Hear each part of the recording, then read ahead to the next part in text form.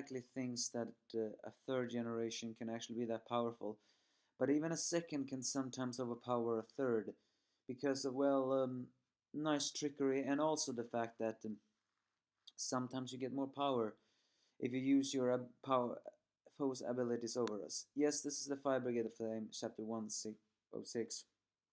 The nuns finish their prayers as the others try to put the flame to rest.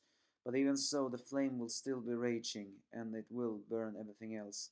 Jaume still fights off Arthur and urges Sharon to hurry with the fifth. And Sharon is still dominating Shinra in the fight, who still doesn't understand why the more and more he kicks, Sharon just seems to not even be phased by it. Last time I said something that maybe is using the explosions to dampen the power of the kick, but no, it turns out it's something more clever than that. And this also reveals that Shinra is actually smart, once again smarter than he looks. And that's what makes him a little bit unique of the other heroes. He notes that a lot of times Sharon is walking very slowly, so he realizes that his explosions that happens actually only happens after he has been hit with something, or when he actually proclaims that when he proclaims that he's gonna walk, he basically just walks very slowly in order to, well, focus, so to speak. It turns out that Sharon is not a third, but a second generation that actually gathers kinetic energy and then fires them off in massive fire explosions. Basically, the time his troops hit him, or the times Shinra hit him, the reason why he can shrug off the attacks is not because he has massive endurance, it's because he is absorbing the kinetic energy of the fire, the fire's dust, and then fires them back is in a counterattack explosions.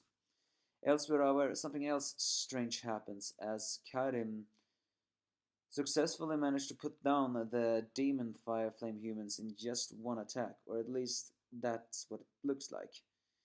He absorbs the fire demon's very massive fires and then creates a very powerful ice attack. After all, he is a second generation, and his ability is quite unique and powerful for that matter. He's basically turning the heat of any flames into sound that then get redirected into coolness through thermal acoustic refrigeration, making that second generation quite unique. And here is actually the one that mentions this. A second generation doesn't necessarily have to be the weaker generation, because there are actually different kinds of second generation. There are those that can manipulate the flames, like Maki and the lieutenant. However, there are also those that can take the flames of others and use them against their opponents, and Karim and Sharon can be counted as that one. So Sharon yeah, lets his followers continue to hit him so he can gather energy, and then does a Hayuken-like explosions. Shinra seems to be at his limits, but then realizes that Sharon absorbs energy to release later, and when he releases, the energy causes him to draw out the flames, meaning that if he counterattacks when he attacks, he should be able to hurt him.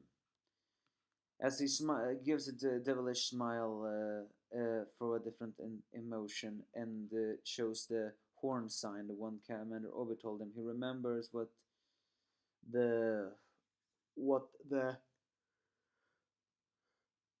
what Benimaru once told him about the different signs that could control the flames. He decides to counterattack. The question is, will the signs of the horns finally find the opening and send Sharon flying to where he is? Well, who knows?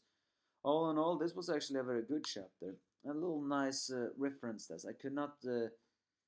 I could not expect the fact that Charon actually absorbs kinetic energy. That explains why he is so powerful, and that is actually a powerful ability. Think about it, absorbs the kinetic blows of others and then turning it into heat. In a way, that is actually very destructive. Also, also the fact that this once again also shows that Karam's unique ability is not only creatively unique, it is also powerfully unique. If you can put down one demon flame human in one attack, then yeah. Although I have a feeling that flame demon human is not going to be put down that easy. The question is, can they put out the flames? Will that counterattack happen? Well, you give me your thoughts if you have any.